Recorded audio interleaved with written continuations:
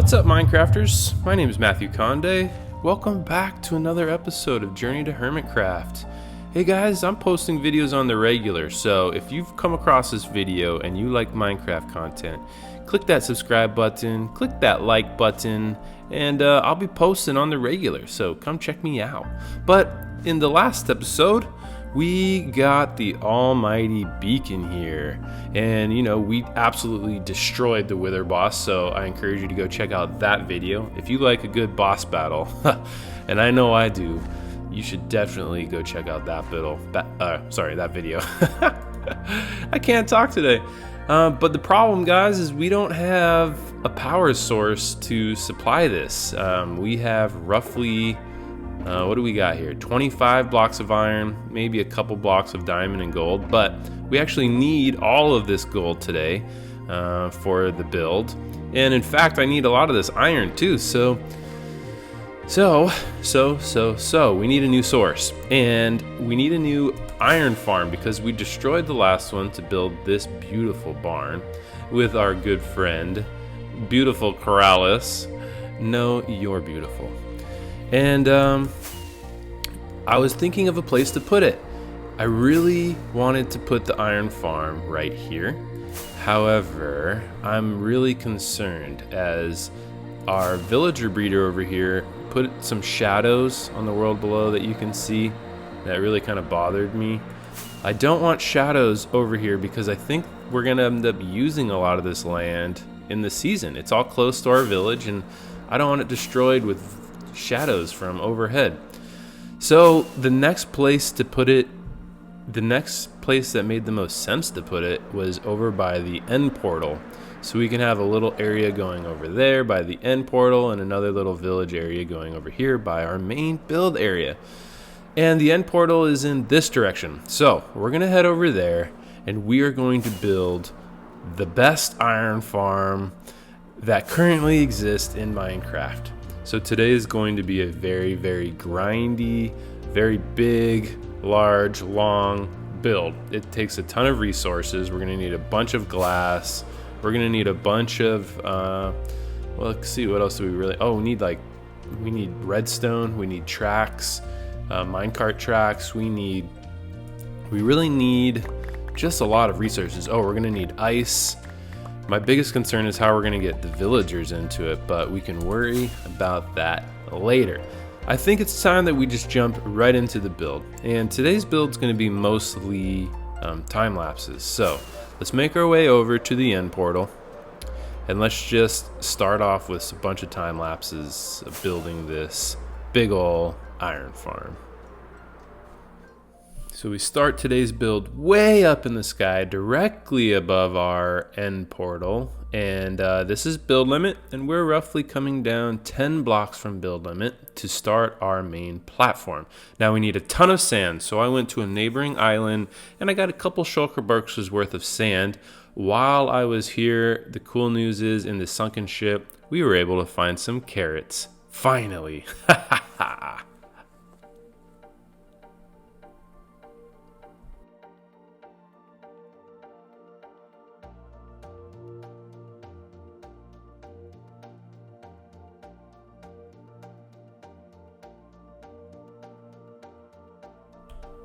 Alright, now that we have the basic platform built, let me give you a quick understanding of how it works.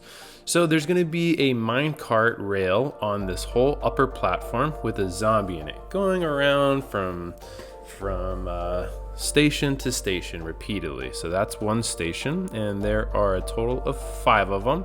And the point of each one of those stations is to have a little redstone clock that will stop the zombie in its tracks for a little while, allow the villagers, which will be on either side of all of these stations, to get afraid of the zombie, spawn iron golems, and then the zombie moves to the next station. So we're gonna have a ton of villagers and a ton of iron golems. Now we also needed a little base of operation. So I'm starting here, we'll probably increase it, but I needed a place to smelt all of that sand, and right here I think is the perfect place. Alright, so we have this next little section done, guys, and the hardest part about it since we're way up in the sky, is placing blocks. So let me show you how you do it. So we put down a water block, and we slightly go down it so that we can start placing blocks below, just like this. Now that's why this build's so tough and takes forever, is I had to do this for every single platform, and it's just time consuming, but we get it done. And as you can see, we have all the platforms below ready to go. That's where we will be catching the iron golems. So let's get back into the time lapse, and I will finish off those platforms. All right, so we are on the second level, and I like to call this the iron golem containment area. And in order to contain it, we got to build these walls up, and we're going to build up a bunch of glass around them, because we're going to put some water sources here, and we really need to siphon the iron golems down and drop them off to the third level, which is going to be the killing platform. Now, please, I'm not the bad guy. I don't want to kill these iron golems. They're the bad guys. They're the ones hoarding all the dang iron, and I'm just righting the world with all the wrong that they've done. We need the iron back into our hands, so it's their fault. You know what? Don't make me the bad guy. So in order to finish this second floor, we need these fence gates. Now we put these fence gates here so that they stop the water sources from just flowing down, but it allows the iron golems to fall through. This will all make sense a little later on in the build once we put the water in and you can see it actually working. But we need to go down to the third floor, and what we need on the third floor is ice. Yeah, so we're over here back at the main build, and guys, I saw this poor polar bear. You see this polar bear off to the left right there? He's just wandering around with no home. So I figured let's make him a little home while we're doing this. So he needs a cave. This is no global warming conspiracy. The icebergs aren't melting, guys. I'm just being the friendly neighbor and creating a little home for the polar bear. This is like a win-win, right? He gets a home, I get some extra ice that came from his home, and yeah, win-win. So let's get back to the build, and let's start on the third floor, which is going to be the killing area and iron collection area. All right, so we are placing the ice down, and man, I just love placing some blocks once in a while. It's so soothing and satisfying. But guys, this episode's been rough on my tools, so let's head over to our Enderman XP farm and heal up our tools. The funny thing about this is, I don't know why it's not spawning in the replay mod, but you see where all those Endermen are spawning out there? There's a platform under them. You just can't see it, but our tools are all fixed, so let's get back and explain that third level. So here we are back on the third level, and it's made of ice because when the iron golems slide around, we want it to be quick. We want the water to push things around quickly, we want them to die as quickly as possible, and we want to collect all the iron as quickly as possible. So we're going to create a little channel here, where after the iron golems die, over here in the corner, right here, boom, that's where I'm going to be collecting all the iron. So the iron's gonna fall, and we're gonna push it with water streams over there to the far corner. All right, guys, as in all big projects, I really believe it's important to switch things up if you're starting to feel a little burnt out, and I just about hit that point.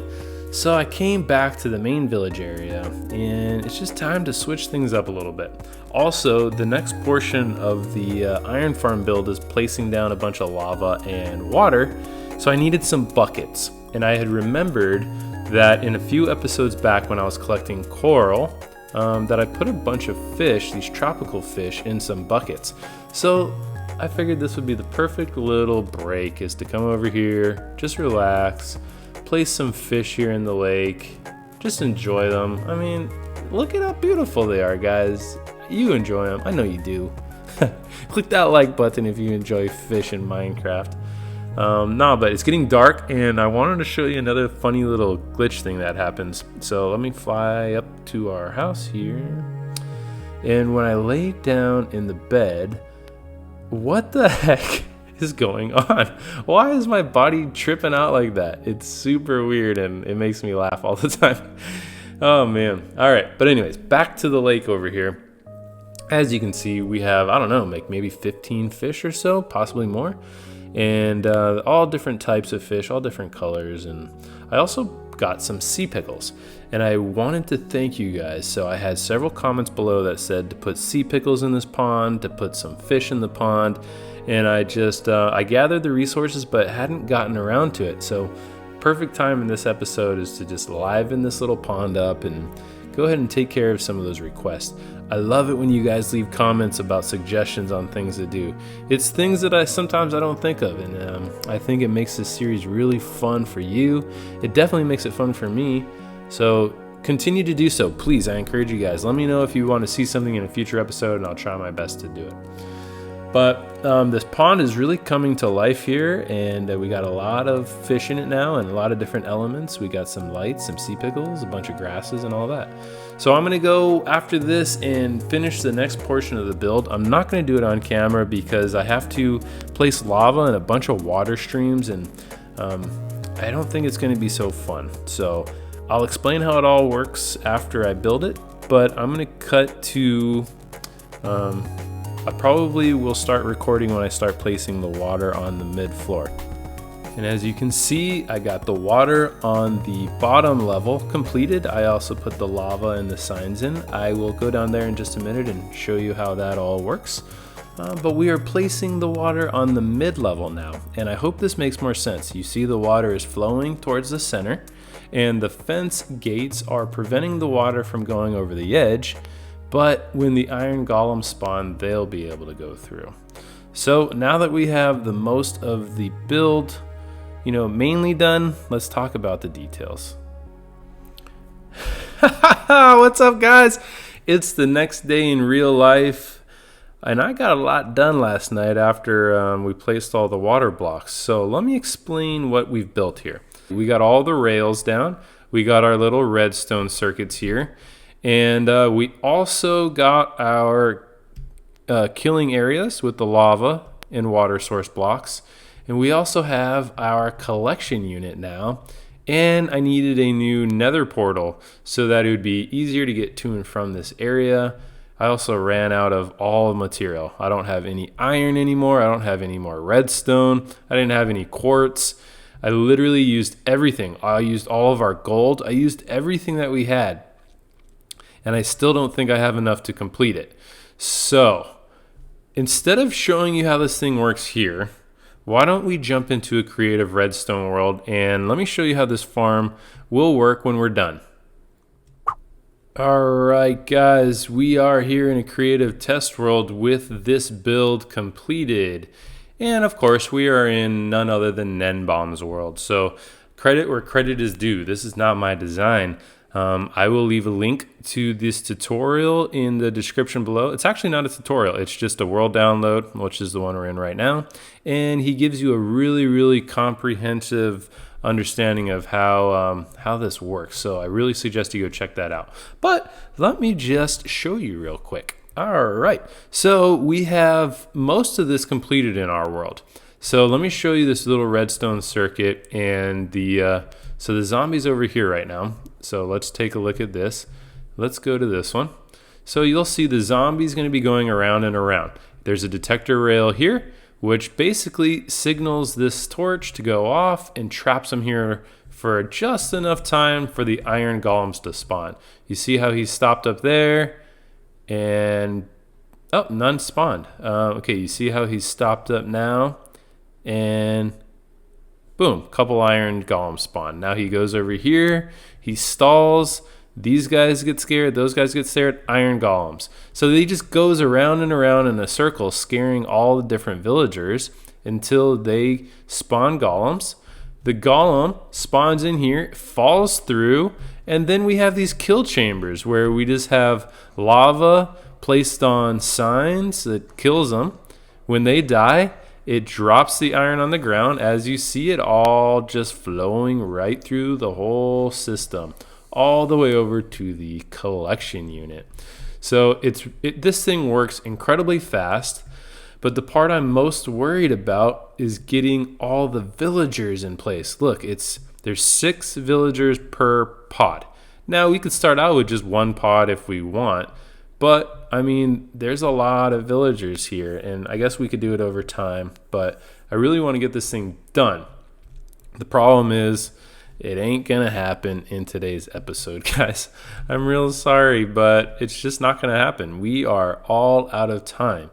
So, thank you all so much for watching until the end. If you enjoyed this video, please click that like button. And if you really enjoyed it, consider subscribing, guys. If you want to be part of this conversation, tweet me at Mathew Conde.